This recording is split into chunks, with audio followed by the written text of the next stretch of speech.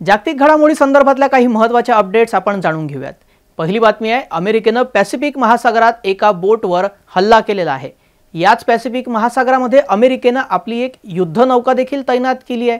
आधीच व्हिएतनाम आणि अमेरिकेमध्ये त्यातूनच संघर्ष असताना अमेरिकेने केलेला हा हल्ला दोन्ही देशांमध्ये टेन्शन वाढवणार आहे। काय घडलंय ते आपण पुढे या व्हिडिओतून समजून घेऊयात। त्यानंतर दुसरी बातमी आहे रशियातून।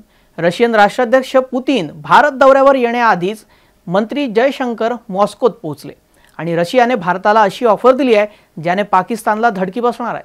काय ही ऑफर आहे हे आपण पुढे या व्हिडिओमध्ये पाहूयात।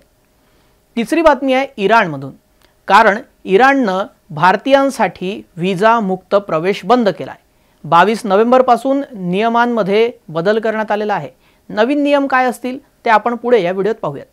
चौथी बातमी आहे अमेरिकेतूनच। अमेरिकेचे राष्ट्राध्यक्ष ट्रम्प यांनी एक भव्य घोषणा केली आहे। F-35 लीग जेट्स हे सौदी अरेबियाला विकण्याची तयारी ट्रम्प यांनी दाखवली आहे। त्यामुळे काय परिणाम होतील आणि ही डील का महत्त्वाची आहे ते आपण पुढे या व्हिडिओतून समजून घेऊयात। त्यानंतर पाचवी बातमी आहे ऑस्ट्रेलियातून। एका भारतीय 8 महिन्याच्या गर्भवतीचा कार अपघातात ऑस्ट्रेलियामध्ये मृत्यू झाला। कसा हा अपघात झाला, कोण यासाठी जबाबदार आहे, कारण हे प्रकरण भारतीयांसाठी फार महत्त्वाचं आहे। तेच आपण पुढे या व्हिडिओत पाहूयात। नमस्कार, मी श्रेयस पांडे, तुम्ही पाहताय न्यूज 18 लोकमत। अमेरिकी सैन्याने नुकतंच एक ऑपरेशन केलं ज्यात ड्रग्स तस्करी करणारी एक छोटी बोट लक्ष्य करण्यात आली। या कारवाईत 3 संशयित तस्करांचा मृत्यू झाला। अमेरिकन साऊथ कमांडनं सांगितलंय की त्यांना निश्चित माहिती मिळाली होती की बोट ड्रग्स वाहतूक करत होती। आता हा हल्ला इतका महत्त्वाचा का आहे, तर सप्टेंबर पासून अशा 21 हल्ल्यांचं हे एक आणखी उदाहरण आहे। पेंटागनच्या मते या सर्व ऑपरेशनमध्ये आतापर्यंत 83 पेक्षा जास्त तस्कर मारले गेले। ट्रम्प प्रशासन म्हणतं की हे हल्ले अमेरिकेत पोहोचणाऱ्या ड्रग्सच्या मार्गावर मोठा आघात करत आहेत। पण वाद काय आहे? अनेक मानवाधिकार संस्था म्हणत आहेत की या कारवाया कायद्याने कितपत योग्य आहेत। काही परदेशी सरकारही अमेरिका एवढी ताकद वापरत आहे याबद्दल चिंतित आहेत। तणाव आणि इथली पार्श्वभूमी काय, तर हा वाद आणखी का वाढतोय? अमेरिकेने आपला सर्वात मोठा आणि आधुनिक विमानवाहक जहाज USS जेरॉल्ड फोर्ड हे कॅरिबियन समुद्रात तैनात केलंय। यासोबतच शेकडो विमानं, युद्धनौका आणि हजारो सैनिकही कार्यरत आहेत। यामुळे कधी नव्हे इतकी मोठी अमेरिकी सैन्य उपस्थिती या भागामध्ये दिसत असल्यानं तज्ञ सांगत आहेत की यामुळे क्षेत्रात तणाव आणखी वाढू शकतो। रशियाने भारताला एक मोठा संरक्षण प्रस्ताव दिला आहे। तो प्रस्ताव काय, तर Su-57E स्टेल्थ फायटर जेट ही विमान ऑफर नेमकी काय, तंत्रज्ञान काय खास आहे आणि या खेळीमुळे भारताचा ओव्हरऑल फायदा कसा होणार आहे ते आपण जाणून घेऊयात। प्रस्तावाचा जो सारांश आहे तो कसा आहे, तर रशियाने भारताला Su-57E म्हणजेच त्यांचा 5व्या पिढीचा स्टेल्थ लढाऊ जेट तंत्रज्ञान हस्तांतरणासह ऑफर केलाय। यात भारतात परवाना निर्मितीची शक्यता आहे, म्हणजेच हा जेट भारतातच बनवला जाऊ शकतो, म्हणजेच मेक इन इंडिया। रशिया म्हणते की भारताच्या गरजेनुसार कोणतीही उपकरणे पुरवण्यास त्यांनी तयारी दाखवली आहे। Su-57E तांत्रिक क्षमता आणि त्याची भारतासाठी काय गरज आहे आणि फायदे काय आहेत ते समजून घेऊयात। तर जेटमध्ये स्टेल्थ तंत्रज्ञान आहे, म्हणजे शत्रूच्या रडारमध्ये न दिसणे शक्य आहे। हे लॉंग रेंज सुपरसॉनिक स्पीड सक्षम आहे, म्हणजे जे जलद आणि पारदर्शक हल्ले करू शकते। रशिया यावत म्हणतंय की भारतात HALच्या यांत्रिक उत्पादन केंद्राचा वापर करून काही भागांची लोकल मॅन्युफॅक्चरिंग करता येईल। तंत्रज्ञान हस्तांतरणामध्ये एव्हिओनिक्स आणि ESA रडार म्हणजेच radar scanning system, engine, AI यासारख्या आधुनिक गोष्टींचा समावेश आहे। एवढंच नाही तर भारताचे स्वतःचं शस्त्र म्हणजेच उदाहरणार्थ अस्त्रा BVRAAM हे जेटमध्ये फिट करण्याची शक्यता आहे। आता तिसरं, यामध्ये धोके, अडचणी आणि भारताची याबाबत काय भूमिका आहे, तर सर्व काही सहज नाही। भारताने हे देखील सांगितलं आहे की Su-57E बेल्का AESA रडारचं कामगिरी अडचणीचं आहे आणि ते त्यांच्या स्वदेशी GAN रडारमध्ये बदलू इच्छित आहेत। तर भारताने हा करार स्वीकारला तर ते फक्त विमान खरेदी करणार नाही तर तंत्रज्ञान स्वायत्तता देखील मिळवेल। हा मेक इन इंडिया धोरणासाठी एक मोठा प्लस आहे, पण सुरक्षिततेची बाजूही आहे। रडार, ऑप्टिक्स आणि अगदी सॉफ्टवेअर देखील तांत्रिक चर्चा आहे। त्यामुळे परिणाम काय होऊ शकतो, तर भूराजकीय दृष्टिकोन जर हा व्यवहार पूर्ण झाला तर भारताची हवाई शक्ती मोठ्या पातळीवर मजबूत होईल। हे चीन आणि पाकिस्तान दोघांसाठीच रणनीतिक आव्हान ठरू शकेल। भारत रशिया यांच्यातील हा करार 6 दशकाहून अधिक जुने संरक्षण संबंध अधिक दृढ करेल। तसेच तंत्रज्ञान हस्तांतरण भविष्यातील भारताच्या AMCA म्हणजेच ॲडव्हान्स मीडियम कॉम्बॅट एअरक्राफ्ट या कार्यक्रमासाठी खूप उपयुक्त ठरू शकतं। निष्कर्ष काय निघतो तर रशियाचा Su-57E प्रस्ताव हा केवळ एक जेट खरेदीचा प्रश्न नाही, हे भारताच्या भविष्यातील वायू रणनीतीमध्ये एक महत्त्वाचं पाऊल आहे। तंत्रज्ञान हस्तांतरणामुळे भारताला स्वावलंबिता मिळू शकते, पण तसंच यासोबत धोके आणि तांत्रिक आव्हानही आहेत। जर हा करार पूर्ण झाला तर हे हेल्थ स्ट्रॅटेजिक क्रांती ठरू शकते। तुमचं मत काय? भारत हा Su-57E प्रस्ताव त्यांनी स्वीकारावा का? याबाबत तुम्हाला काय वाटतं कमेंटमध्ये सांगा।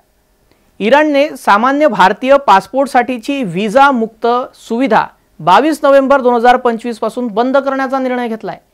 हा निर्णय केवळ पर्यटन धोरणामध्ये बदल नाही, तर मानवी तस्करी आणि अपहरणाच्या गंभीर घटनांशी संबंधित आहे।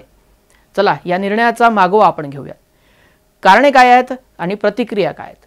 भारतीयांसाठी काय याचा अर्थ होतो? इराणनं हा निर्णय का घेतला? इराणनं सांगितलं आहे की व्हिसा मुक्त प्रवासाचा गैरवापर होतोय। काही अपराधी भारतीयांना नोकरीचे खोटे आश्वासन देऊन इराणमध्ये त्यांना बोलावतात। विदेश मंत्रालयानं नोटीस दिलेली आहे की काही भारतीय नागरिक अपहरण झाल्याचे प्रकरण देखील समोर आलेले आहेत आणि त्यानंतर त्यांचा घरकाकडून जो खंडणी घेतली जाते ती मागितली जाते, हे प्रकरण देखील वाढत आहे। हा निर्णय गुन्हेगारी तत्व वापरून व्हिसा सुविधा दुरुपयोग करणाऱ्या गटांसाठी रोखण्यासाठी फार महत्त्वाचा आहे। इराणच्या दूतावासानं आणि MEA यांनी सांगितलं आहे की भारताचा प्रतिसाद आणि सल्ला भारताच्या परराष्ट्र मंत्रालयानं नागरिकांना सावध राहण्याचा सल्ला दिलाय। त्यांनी चेतावणी दिलेली आहे की असे एजंट जे इराणमध्ये नोकरी प्लस व्हिसा मुक्त प्रवास असे खोटे आश्वासन देतात त्यांच्यापासून दूर राहावं। MEAनं याआधी देखील सांगितलं होतं की व्हिसा मुक्त सुविधा फक्त पर्यटनासाठी होती, कामासाठी नव्हे। ते म्हणतात की प्रवास करणारा भारतीय नागरिक एजंटचा ऑफर काळजीपूर्वक त्यांनी तपासायला हवं आणि सोशल मीडिया किंवा गॅरंटी देणाऱ्या तृतीय देशामध्ये पाठवणाऱ्या एजंटपासून त्यांनी आपला बचाव करावा। फसवणूक आणि अपहरणाचे गंभीर प्रकरण काही प्रकरणांमध्ये असेही समोर आलेले आहेत की भारतीय नागरिकांना नोकरी प्लस इतर देशामध्ये पाठवणे या वचनावर इराणमध्ये आणलं जातं आणि त्यांना ताब्यात घेतले गेलेले आहेत। ते MEA म्हणतंय की एक एजंट संघटित गुन्हेगारी नेटवर्क देखील चालवतो, जे व्हिसा मुक्त सुविधेचा वापर करून असं काम करतं की या कारणाने आता इराणमध्ये प्रदेश आणि प्रवेश आता हे दोन्ही पातळीवर बंद करण्यात आलेले आहे। त्यासाठी व्हिसा मिळवणं आता अनिवार्य झालेलं आहे। क्षेत्रीय आणि राजकीय याचे परिणाम काय? हा निर्णय भारत आणि इराणसाठी राजनैतिक संबंधात बदल घेऊन येऊ शकतो, विशेषतः यावेळी जेव्हा प्रवास धोरण आणि सुरक्षेचा मुद्दा महत्त्वाचा झालाय।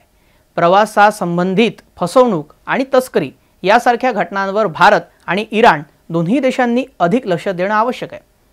भारतीय प्रवाशांसाठी एक मोठी धोक्याची झळ ही आहे, कारण त्यांच्या प्रवासाचा हेतू पर्यटन नसून कामाच्या आशेनं आणि खोट्या एजंटच्या वचनावर आधारित असू शकतात।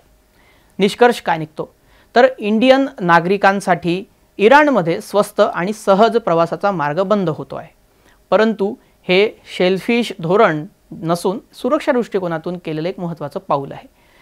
या बदलामुळे प्रवाशांना अधिक सावधगिरी बाळगावी लागेल आणि ऑफर देणाऱ्या एजंटांवरून दूर त्यांना राहावं लागेल त्यांच्यासोबत आणि त्यांच्या गरजेपासून देखील। तुमचा विचार आणि याबाबत तुम्हाला काय वाटतं हे कमेंटमध्ये नक्की सांगा। अमेरिकेचे राष्ट्राध्यक्ष डोनाल्ड ट्रम्प यांनी एक भव्य घोषणा केली। F-35 लीग जेट सौदी अरेबियाला विकण्याबाबत सकारात्मकता दर्शवली आहे आणि हे केवळ गन डील नाही, हा निर्णय मध्य पूर्वेतील सामरिक संतुलन बदलू शकतो। हे का महत्त्वाचं आहे, कुणाला फायदा आहे, धोका किती आहे आणि याचा इस्रायलसाठी काय अर्थ आहे तेच आपण जाणून घेऊया। F-35 म्हणजे काय, महत्त्व आणि क्षमता काय तर F-35 हे जगातील एक अत्याधुनिक 5व्या पिढीचं स्टेल्थ लढाऊ विमान आहे। याची क्षमता काय आहे तर क्षमतामध्ये काही विशेष गोष्टी आहेत। दुश्मन रडारला ओळखून टाळणे, जमीन लक्ष्यांवर हल्ले करणे, सोबतच गुप्त धाडस म्हणजेच डीप स्ट्राईक आणि इंटेलिजन्स गोळा करणे याचा समावेश आहे। हे विमान फक्त लढाऊ नाही, त्यात नेटवर्क वायरफेअर, सेन्सर फ्युजन आणि आधुनिक युद्ध तंत्रज्ञान आहे। ट्रम्पचा निर्णय आणि मागील पार्श्वभूमी जर पाहिली तर ट्रम्प यांनी म्हटलेलं आहे की हो आम्ही F-35 विकणार आहोत। सौदी अरेबिया यांनी 48 विमानांची मागणी केली आणि हा व्यवहार बहु-अरब डॉलरचा असा होऊ शकतो। हा निर्णय अमेरिकेच्या धोरणामध्ये एक मोठी पाळी आहे, कारण आणखी एका अरब राष्ट्राला हे सुपरसॉनिक स्टेल्थ विमान मिळणार आहे। इस्रायलने याबाबत चिंता व्यक्त केली आहे, कारण इस्रायलचे गंभीर धोके आणि प्रतिक्रिया यावर आलेली आहे। इस्रायल डिफेन्स फोर्सेस IDF या व्यवहाराबद्दल चिंतित आहे। त्यांचा असा मुद्दा आहे की सौदी अरेबियाला F-35 मिळाल्यास त्यांचा हा जो मिलिटरी जो तिथला एज आहे तो धोक्यात येऊ शकतो। इस्रायली आस्थापने म्हणतात की F-35 ही त्यांच्या हवेतील कमाल ताकद आहे आणि ती दुसऱ्या अरब देशाकडे जात असल्यास सामरिक संतुलन देखील बिघडू शकते। काही इस्रायली अधिकारी हे देखील म्हणतात की हे विमान पॉलिटिकल कंडिशन म्हणून हक्काने देण्यात यायला हवं, म्हणजेच अजोड राजनैतिक फायदा होतो। सुरक्षेचा आणि प्रौद्योगिकीय धोका पेंटागॉन आणि सुरक्षा तज्ञांनुसार समोर आलेला आहे। ट्रम्प यांचा हा निर्णय एक धोका देखील आहे। कारण काय तर चीनमध्ये F-35 तंत्रज्ञानाचा प्रवाह होऊ शकेल। असं म्हणतात की सौदी अरेबियाचे चीनबरोबर गटबंध आहेत आणि मोस्ट ॲडव्हान्स लढाऊ विमाने साठवली गेली तर भविष्यात ते संवेदनशील तंत्रज्ञान दुसऱ्या देशापर्यंत देखील पोहोचू शकतं। परिणाम काय आणि त्याच्याबाबतची भविष्यवाणी काय? जर हा व्यवहार पूर्ण झाला तर सौदी अरेबिया हवेतील सामर्थ्य वाढवेल आणि मध्य पूर्वेतील सामरिक संतुलन बदलू शकते। इस्रायलसाठी हे एक मोठा धोका आहे। त्यांच्या हवाई श्रेष्ठतेचा पाया वादाखाली येऊ शकतो। अमेरिकेसाठी हे एक धोका आणि संधी याचा संगम आहे। एकीकडे संरक्षण सहकार्य वाढेल तर दुसरीकडे तंत्रज्ञान योग्य हातात आहे का याची काळजी देखील लागलेली राहील। व्यवहार जो आहे तो चीन राजकीय समीकरण आणि सामान्यीकरण आणि क्षेत्रीय स्थिरतेच्या नव्या अध्यायाला जन्म देऊ शकतो। हा करार झाला तर पुन्हा तणाव वाढण्याची चिन्ह आहेत। याबाबत तुम्हाला काय वाटतं हे कमेंटमध्ये नक्की सांगा। एक हृदयद्रावक आणि जागतिक स्तरावर चर्चा वाढवणारी घटना समोर आली आहे। ऑस्ट्रेलियाच्या सिडनीमध्ये एका 33 वर्षीय भारतीय वंशीय गर्भवतीचा आणि तिच्या अजन्म्या बाळाचा मृत्यू झाला। काय घडलं आणि त्यानंतर काय तपास सुरू आहे ते आपण जाणून घेऊयात। अपघाताची घटना 14 नोव्हेंबर 2025 रोजी रात्री 8 वाजता सिडनीच्या हॉर्सनबी येथे समन्विता धारेश्वर ही 8 महिन्याची गर्भवती तिच्या पतीसोबत आणि 3 वर्षाच्या मुलासह फुटपाथ ओलांडत असताना ही दुर्घटना घडली। एका किया कार्निवल्सनं त्यांना मार्ग देण्यासाठी ब्रेक घेतला होता। त्याच क्षणाला एक BMW गाडी जी एक 19 वर्षीय चालक चालवत होता त्यानं मागून जोरदार धडक दिली। त्या धडकेमुळे कियाने पुढे जाताना समन्विताला धडक दिली आणि लगेच तिला गंभीर जखमी अवस्थेत हॉस्पिटलमध्ये नेण्यात आलं, पण ती आणि तिचं बाळ वाचू शकलं नाही। तपास आणि आरोप असे करण्यात आलेले आहेत की BMWचा जो चालक आहे आरोन पापाझोग्लू याला अटक करण्यात आलेली आहे। त्याच्यावर धोकादायी पद्धतीनं वाहन चालवण्यामुळे मृत्यू झाल्याचा गंभीर आरोप आहे। त्याला जामीन नाकारण्यात आलेला आहे। कारची तपासणी, ड्रग्स किंवा अल्कोहोल तपासणी देखील करण्यात आलेली आहे। पोलिसांनी स्थानिक लोकांना तपशीलवार माहिती आणि डॅशकॅम फुटेज देण्याची विनंती केली आहे। पीडित परिचय आणि त्यांचा सामाजिक परिणाम जो आहे तो आता तिथे समन्विता ही जी आहे ती एक पात्र IT सिस्टम विश्लेषक होती। तिचे मागचे पहिले बाळ होते आणि लग्नानंतर हे दुसरं बाळ येणार होतं। या घटनेनं सिडनीतील भारतीय समाजामध्ये आणि ऑस्ट्रेलियातही मोठी हळहळ व्यक्त होत आहे। सिडनीतील या धक्कादायक अपघातानं आपल्याला आठवण करून दिलेली आहे की एका क्षणाचा निर्णय, एक वेगवान वाहन, एक पादचारी सेट यांच्यातील अंतर किती लहान आहे, पण परिणाम किती भयंकर असू शकतो। समन्विताविषयी आम्ही श्रद्धांजली अर्पण करतो आणि तिच्या कुटुंबाला आणि तिच्या अजन्म्या बाळाला न्याय मिळावा अशी अपेक्षा करतो।